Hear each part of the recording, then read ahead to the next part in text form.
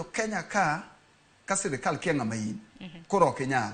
To sama idonjo Kenya ka sirkal otimo investigation, nyaka ng'i background ng'ama in, maluni to be Kenya is comfortable with you. Nikech, ka nene electronic verification cha, to kare ne ng'ato ide ndege to luare Jomo Kenyatta International Airport, nikech kiluare Jomo Kenyatta International Airport, dongo lady nigi verification ni. Nikech in gi passport ni. Mane miluongo ni no visa. Country without a visa, kaka Kenya ni Ethiopia, na Ethiopia juwe mokalo chien ka. Oka apply visa, atingo passport na. Kalwar Bole International Airport, to gine no ma Kenya kan donji. Noko tim negi mona miluongo ni online electronic verification. Free visa and walk in, walk out. So long as ni nigi identity mari manyiso ni manga madano. To ke wija system moro ni online kama. Koro en visa cha pesa modwa mede.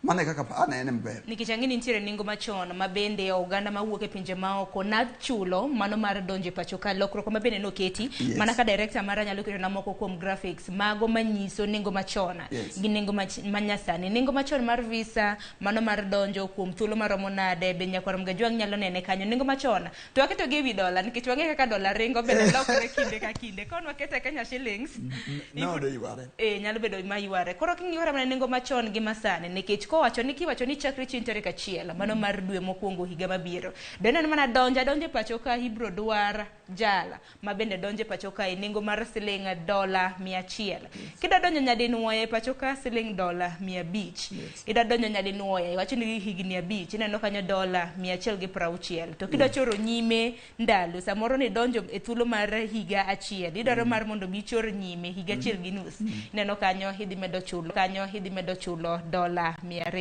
dibende mage okenge mabende piny owacho ng'iyo mar choko usuru koso dibede nango koso en mana lombo wang' welo mabende biro oko ok en lombo wang' welo gidwa choko usuru nikech kidwa none chien ikwongo define visa en ang'o visa en process ma sirkal ma Kenya ka mayieni donjo Kenya ka pesa mane chulogi are just processing fees ok luonge ni chulo pesa visa kidi online kidi yaw citizen ki apply na ngato tiluongo ni processing fee kisa process fee $9